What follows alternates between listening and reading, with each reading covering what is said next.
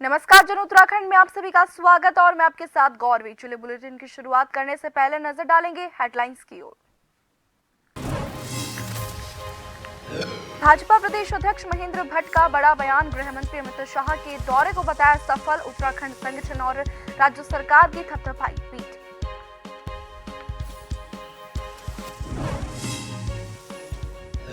छात्र संघ चुनाव को लेकर सरगर्मियां तेज, पौड़ी में दिख रहा है त्रिकोणीय मुकाबला। 14 अक्टूबर को है चुनाव और मतगणना।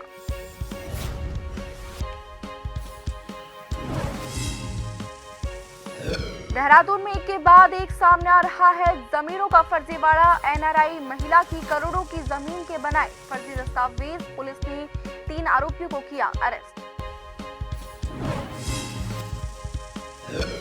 नैनीताल में 100 मीटर गहरी खाई में गिरी बस, बच्ची समेत 7 यात्रियों की मौत, 27 लोग घायल।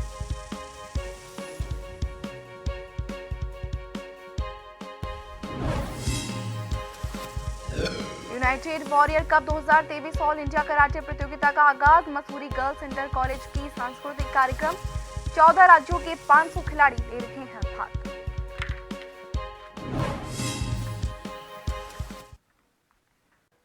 और इसी के साथ आपको सीधा लेकर चलते हैं देहरादून, जहां पर मुख्यमंत्री पुष्कर सिंह धामी युवा महोत्सव में शिरकत कर रहे हैं।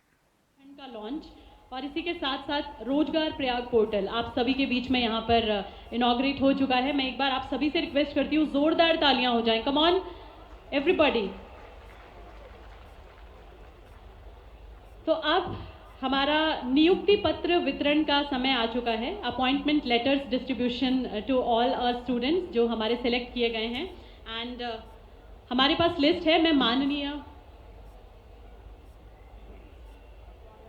Okay, so before we proceed forward,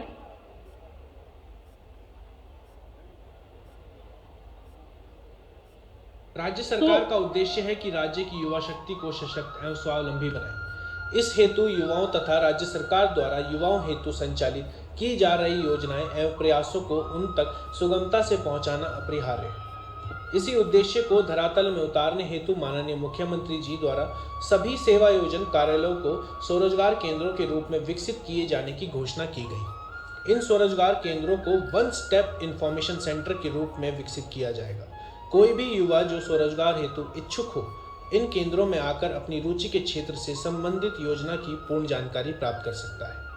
इन स्वरोजगार केंद्रों में विभिन्न विभागों की स्वरोजगार परक योजनाओं से संबंधित जानकारी सुगमता से उपलब्ध होगी। इन केंद्रों में युवाओं द्वारा योजना से संबंधित फॉर्म भी भर सकेंगे, जिन्हें संबंधित विभागों को अग्रसरित कर दिया जाएगा।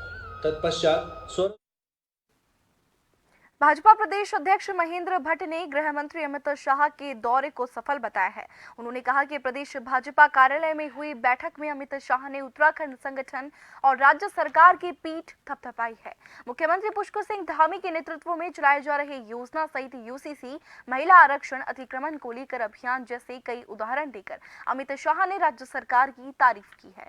साथ ही आगामी 2024 चुनाव के लिए पार्टी के पदाधिकारी और कार्यकर्ताओं को मजबूत होने से कार्य करने को निर्देश दिए हैं।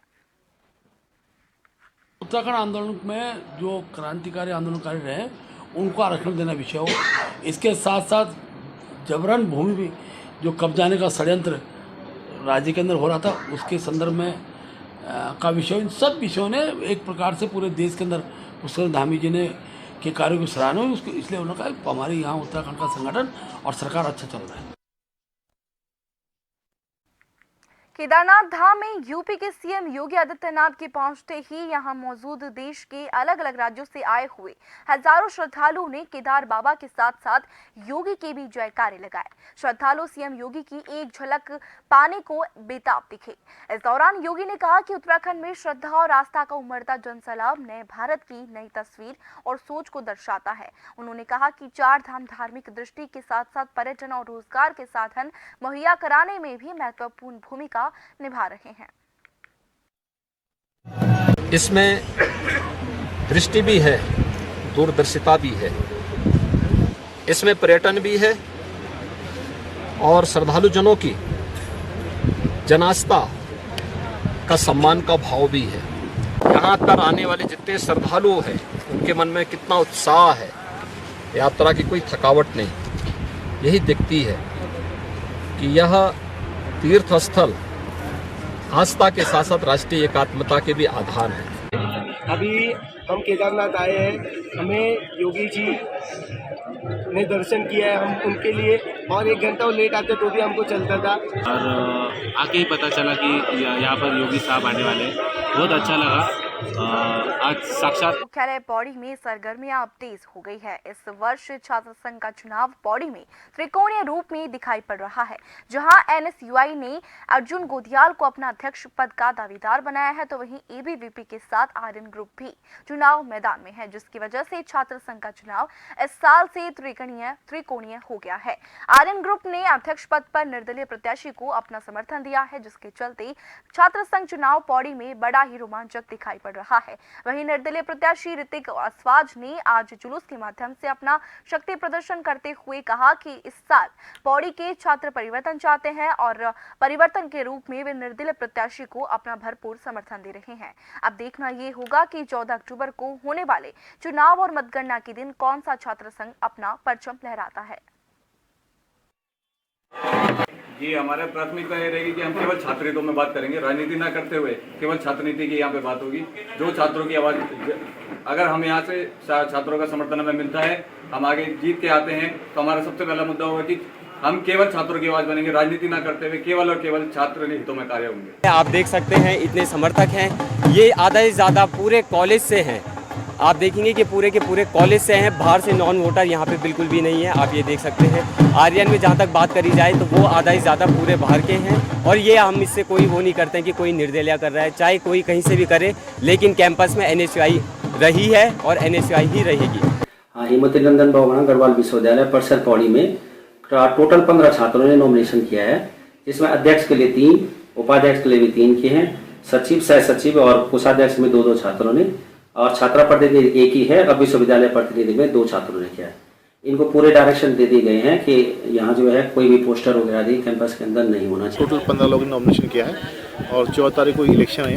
उसके लिए हमने शांति व्यवस्था के लिए हमने पुलिस फोर्स लिया, एक्स्ट्रा पुलिस फोर्स लिया है और फिलहाल अभी शांति, ऐसा कोई इशू नहीं है। हमने मेन तो इनको ये बोला कि जो बाहरी छात्र हैं, जो यहाँ एडमिशन नहीं है, वो छात्र कॉलेज में ना आए, और उनको बोला गया है, और बाकी शांति व्यवस्था रखें अपनी। देखिए सर, कई लोगों की गलत फहमी है कि वो अगर संगठन में रहेंगे तो संगठन शायद खत्म हो जाएगा बीजेआर कैंपस बॉडी से।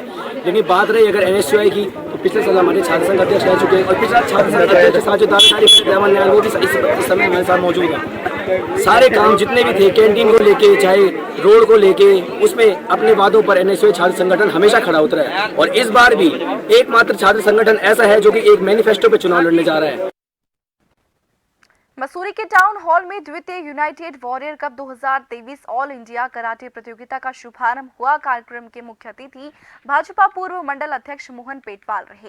इस प्रतियोगिता में देश के लगभग 14 राज्यों के लगभग 500 खिलाड़ियों ने भाग लिया। प्रतियोगिता में मसूरी गर्ल्स इंटर कॉलेज की छात्राओं ने स्वागत गीत और सांस्कृतिक कार्यक्रम भी प्रस्तुत किए, जिसने सभी मौजूद श्रोताओं के मन को मोह लिया।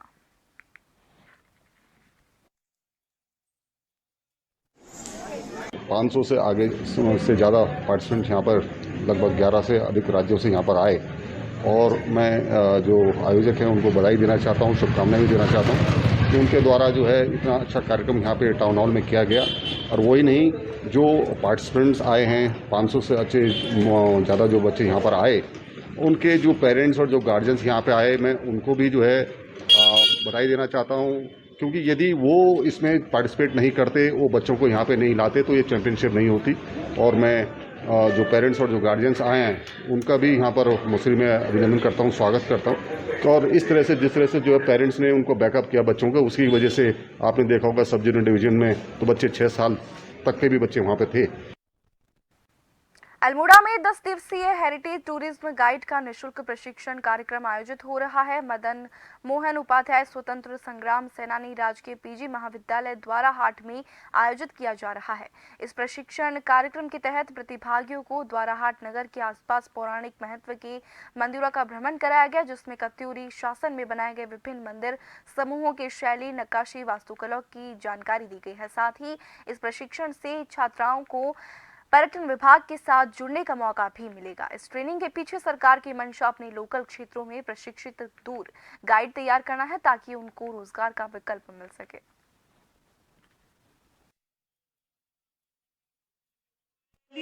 आज द्वाराहाट की हिस्ट्री तो पता लगी और जो कत्यूरी वंश के जो जितने भी मंदिर थे उनके बारे में और गहराई से जानने का मौका मिला। काफ़ी अच्छा मौका ये मिल रखा है और जिसका हम सब लोग फ़ायदा उठा रहे हैं। मैं उत्तराखंड पर्यटन विभाग का धन्यवाद देना चाहूँगी और इसके माध्यम से हमें बहुत कुछ सीखने को मिला और नए नए मंदिरों के बारे में, अपने जो द्वाराहाट के क्षेत्रीय मंदिर हैं उनके बारे में नई नई जानकारियाँ जानने को मिली। में मुख्यमंत्री पुष्कर सिंह धामी संबोधित कर रहे हैं। स्वावलंबन की और स्वरोजगार की योजनाओं को आगे बढ़ाया जाएगा और इन योजनाओं की जानकारी, स्वरोजगार की योजनाओं की जानकारी एक ही स्थान पर मिले, इसके लिए कौशल विभाग की ओर से सेवा योजन कार्यालयों को स्वरोजगार केंद्रों के रूप में आज विकसित किए जाने की पहल भी एक सराहनीय पहल है। मैं इसके लिए भी विभाग को बहुत बधाई देना चाहता हूं कि आप सब लोगों के लिए विभाग इस प्रकार की योजना को लेके आया है। साथ ही साथ आज जिन कंपनियों ने यहाँ पर MOU साइन किए हैं, वह कंपनियां युवाओं को जापान, जर्मनी और इंग्लैंड में उपलब्ध अवसरों से जोड़ने का भी काम करेगी। मुझे आज बहुत प्रसन्नता हो रही है कि अभी 33 छात्र एवं छात्राएं जिनको जापान की कंपनी ने सेलेक्ट किया है, वो जल्दी निकट भविष्य में जापान में जाकर अपनी सेवाओं को देंगे।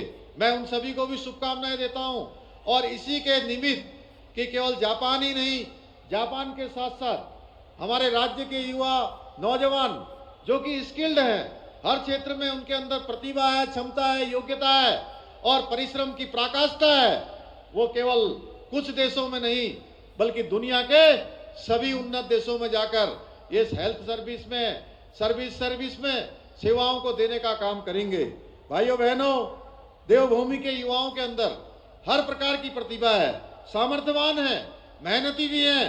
हाल के दिनों में हमने देखा है, भारतवर्ष हो या दुनिया का कोई स्थान हो, हमारे नौजवानों ने, युवाओं ने हमारे प्रदेश को अपनी प्रतिभाओं से देश दुनिया में राज्य का भी नाम रोशन किया है और देश का भी नाम रोशन किया है।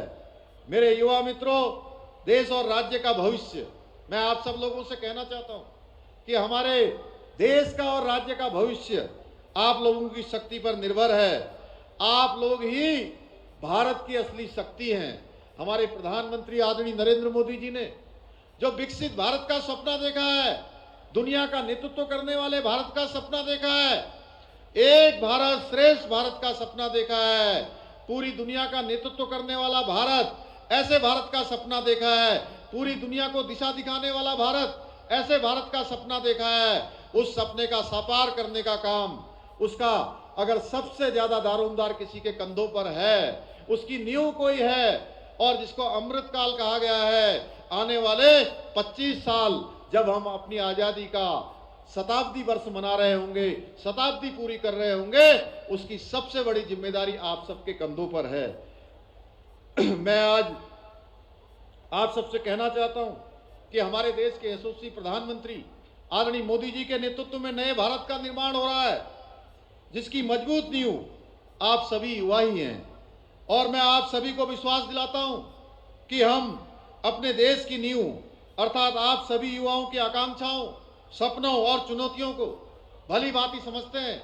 हमारे प्रधानमंत्री जी ने जिस प्रकार से युवाओं को आगे लाने के लिए आज अनेकों योजनाएं प्रारंभ की हैं, युवा भारत का सपना आज पूरी दुनिया के सामने रखा है। युवाओं के सामने एक लक्ष्य रखा है, निश्चित रूप से युवाओं के प्रोत्साहन के लिए रखा है, युवाओं को आगे लाने के लिए रखा है। इसलिए भाइयों बहनों, आज का नया भारत आदरणीय प्रधानमंत्री मोदी जी के नेतृत्व में अपनी युवा साथियों की सहायता और सहयोग के लिए हमेशा तैयार है, हमेशा तत्पर है। मैं राज्य के सभी युवाओं को, आज आए हुए इस तरुणाई को, युवाओं को, छात्रों को, छात्राओं को, उनके अभिभावकों को यह विश्वास दिलाना चाहता हूं कि हम आपके साथ किसी भी स्तर पर किसी प्रकार का भी अन्याय नहीं होने देंगे। आपकी प्रतिभा, आपकी क्षमता के साथ न्याय होगा। हमारी सरकार ने पिछले दिनों देहरादून के नकरोदा की पिंडरवेली की दुल्हनी नदी पर बन रहे सीवर ट्रीटमेंट प्लांट को आबादी से दूर किसी अन्य जगह पर स्थानांतरित करने की मांग को लेकर पिछले 15 महीनों से गांव और क्षेत्रों के लोगों की शासन प्रशासन की अनदेखी से आंदोलनकारी बेहद नाराज हैं। रविवार को कांग्रेस के वरिष्ठ नेता और पूर्व मुख्यमंत्री हरीश रावत आंदोलनरत लोगों के बीच पहुंचे और आंदोलन को समर्थन देते हुए कहा कि भाजपा सरकार हठधर्मी बनी हुई है। तो वहीं खानपुर के विधायक उमेश कुमार ने भी आंदोलन को समर्थन देकर शासन प्रशासन से प्लांट को किसी दूसरी जगह स्थानांतरित करने की मांग रखी। माताएं, बहनें, हमारे युवा साथी सब लोग 15 महीने से सरकार से गुहार लगा रहे हैं। लोगों को जब लोगों ने आंदोलन भी किया सड़क पर तो उन्हें बंद कर दिया गया, उन पर लाठियां बरसाई गई। मेरा मानना है कि अगर किसी क्षेत्र के लोगों को किसी योजना से लाभ नहीं है या उनकी सहमति नहीं है तो उन योजनाओं को नहीं चलाना चाहिए। और इसी के साथ जन उत्तराखंड में फिलहाल के लिए इतना ही। बने रहिए जन टीवी के साथ। नमस्कार।